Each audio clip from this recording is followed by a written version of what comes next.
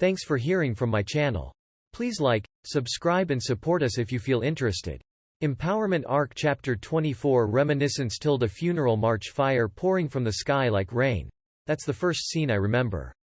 My mother's hand, that I held so dearly, seemed far too light. I was afraid to look above it. The napalm bursting in the air turns my surroundings into a sea of flames. Should I run someplace? Everything is covered in fire. Izawa Shizu was slowly drowning in despair. And then, she felt she was bathed in strong light. Ah, so this is where I die. She was just a young girl, but that much she could understand. She was 4 at the time. With no relatives, she lived alone with her mother. Her father was drafted, and his face she could not recall. She felt neither blessed nor unfortunate. That being the norm, she could do naught but accept it. Do you wish to live? If you desire life, answer my call. A voice resounded in her head. Do I want to live? Why? I don't understand. She was too young to answer such a question. However, looking at her mother who was reduced to nothing but a hand. I want to live, she screamed. Less than acknowledged. Answering the summoner's request. Success greater than I want to live without having to fear the fire. Less than acknowledged. Acquiring extra skill, fire manipulation. Success greater than the next time I opened my eyes I was in a demon's lair. The one in front of me, was a beautiful demon lord. Long golden hair, blue eyes.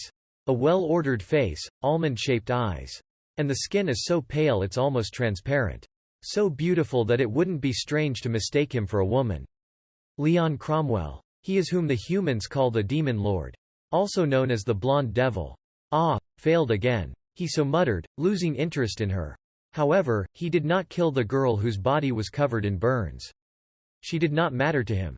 And the girl, found that fact vexing. Even now she sometimes recalls. That beautiful face. And, the arrogant eyes, devoid of interest.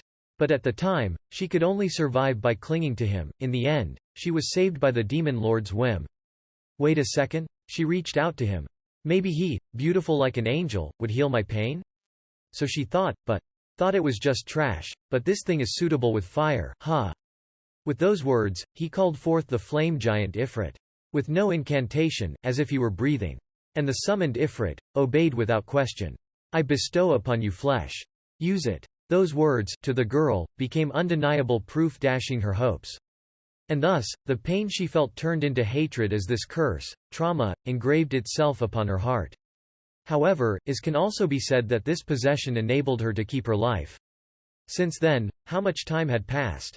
As a flame demon, she ruled over one of the Demon Lord's castle. By his side, as a high demon. Gotsun. The footsteps reverberated through the castle halls. The Demon Lord had already ran away. Abandoning this castle. The girl was the rear guard. A sacrificial piece. The Demon Lord had treated her as a tool until the very end. Nothing had indicated otherwise. The one who was approaching was the hero. Long black hair gathered into a ponytail, and covering her body black light armor. A beauty that would rival the Demon Lord. The only difference, the hero was a woman. With one glance, she was certain. I can't win. When that thought overpowered Ifrit's minds, a little of the girl's ego had returned. She looked the hero in the eyes. Help me. Words that one easily ignored. Who'd trust the words of a demon? However, it'll be fine from now on. Good job enduring this far. And from then on she was cared by the hero. The anti-demon mask, she wore restrained Ifrit and hid her burns. Her whole body she covered with a robe, and thus she followed the hero. And one day, she came to be called the Explosion Monarch. Then one day the hero left on a journey. Her reason she did not understand. It was probably a reason the hero could not ignore. The girl as well planned a similar action. That one day she'd set off on a journey. To kill the Demon Lord. Who had saved her life, and then threw her away. That is, killing the Demon Lord Leon Cromwell became her life's goal. Therefore, the girl hardly found the hero's actions reproachable. But there was one regret left: she had never seen the hero smile.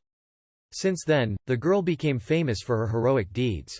Sometimes called one of the founders of the Freedom Association, she had worked for the expansion and benefit of the Adventurer Cooperation Union. She also took part in training adventurers and her successors. At one time, she had taught excellent pupils. With a sincere, pure gaze a boy. Kagurazaka Yuki. With a depressed gaze a girl.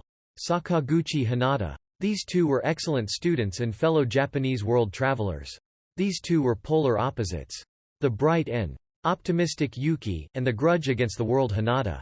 That's probably because Hinata was attacked the moment she came here. So thought Shizu. She was able to kill the assailants, and thus escaped safely, but probably made some frightening memories as a result. She thought that Hinata was somehow similar to herself, and thus grew sympathetic. But that was a mistake. Sensei, thank you for the care you have shown. I fear there is nothing else I can learn from you. Nor shall we meet again, I think. With those words, and without a second glance, Hinata had left. She, in a mere month, had surpassed Shizu in strength. Such overwhelming excellence. After a few years, Hinata had received an important post within the empire, but was not satisfied. Rather, she had treated the promotion with mild indifference. In comparison, Yuki was a sweet boy. After the Adventurers Cooperation Union had formally changed its name to Freedom Association, Yuki had introduced the current ranking system. As a result of it, casualties during subjugation missions greatly decreased. And thus, to this day, Shizu had been supporting Yuki behind the scenes. That is, she no longer could do anything but guide new adventurers. And, recently, the time she spent as a demon have begun to haunt her in her dreams. As her lifespan dwindled, she felt she was unable to restrain Ifrit's consciousness any longer. However, the anti-demon mask has yet to fail her. So she told herself, I don't have long to live. So, let's at least shoot an arrow at the demon lord. Thus, she decided to set off. Which she reported to Yuki. Without a word, he acknowledged her resolve. Perhaps he had wanted to stop her, but at the time, a message came from the Pharma's Kingdoms Guild. Veldora's disappearance confirmed. We'll continue the investigation. Was it perhaps some divine guidance? In any case, they needed help to break into the forest. Someone needed to slip in with the trio. Their specialties she had heard from Yuki. And as she had heard, they were a cheerful bunch. She was glad to have met such good companions on her last journey. A strange city. Saved by monsters, they were brought there. Well, it wasn't really a city, though. Lacking a single building, everyone lived in tents. Clearly a temporary measure. Even so, it was full of life and monsters, happily worked there. A bizarre city. It was unthinkable, in the first place, to be saved by monsters. Had she used her flame power she could have easily burned away the giant ants. But, she felt that she shouldn't.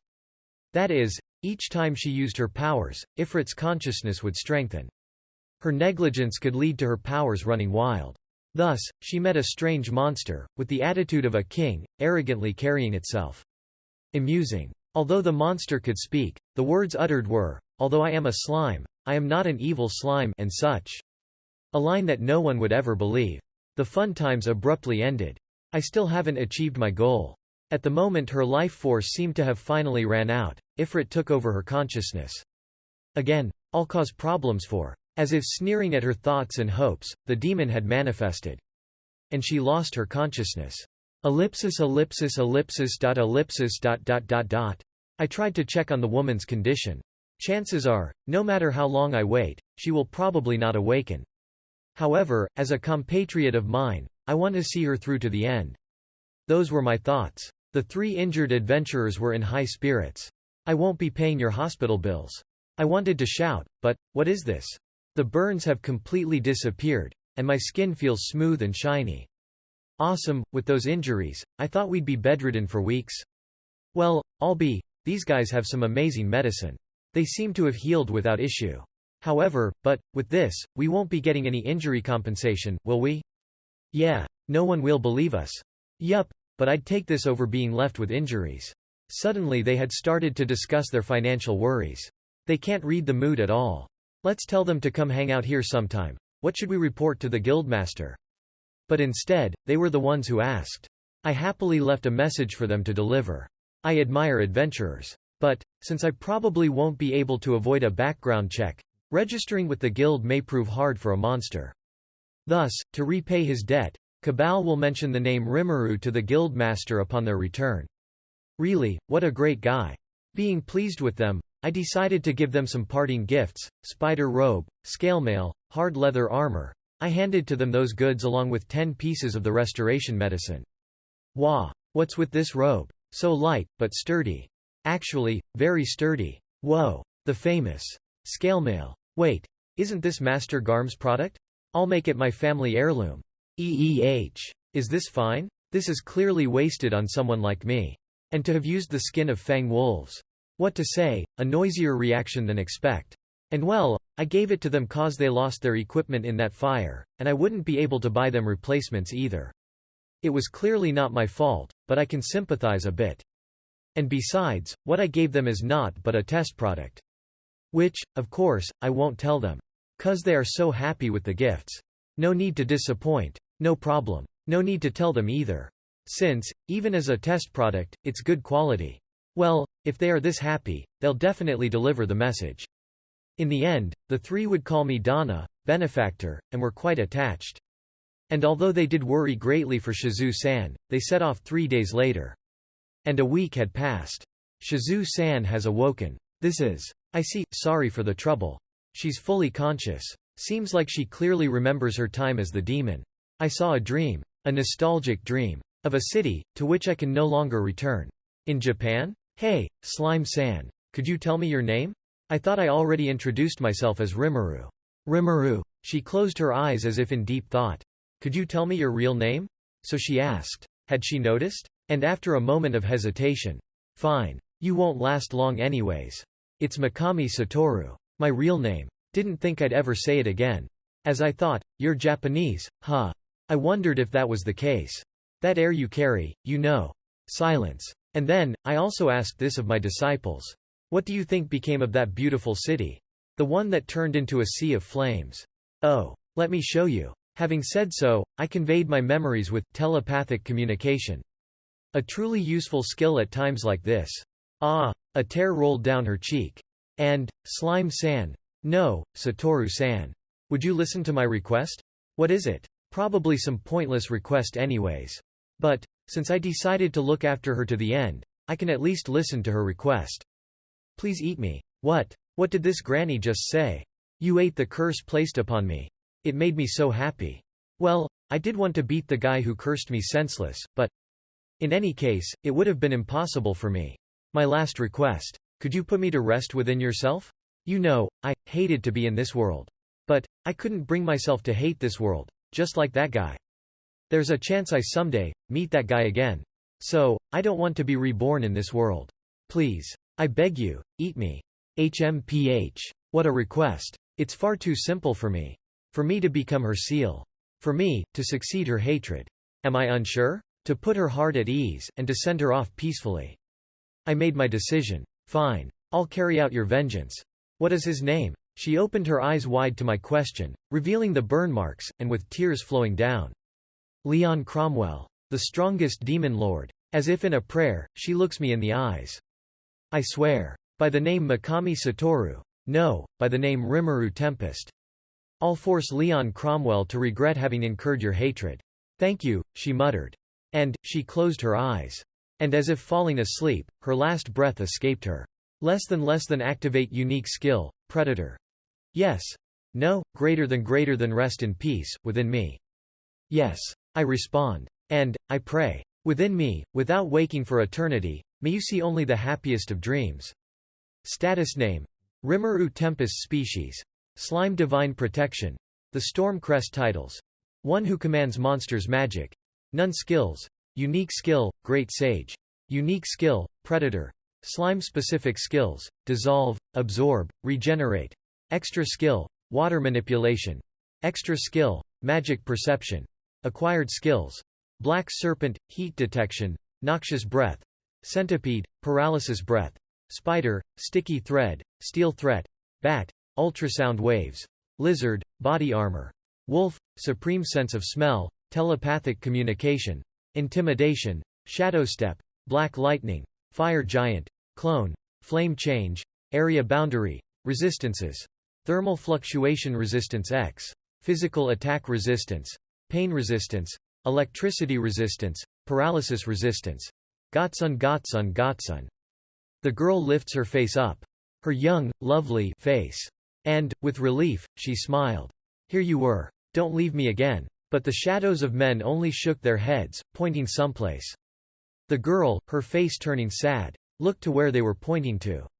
And there, mother. Filled with happiness, she rushed towards her parent.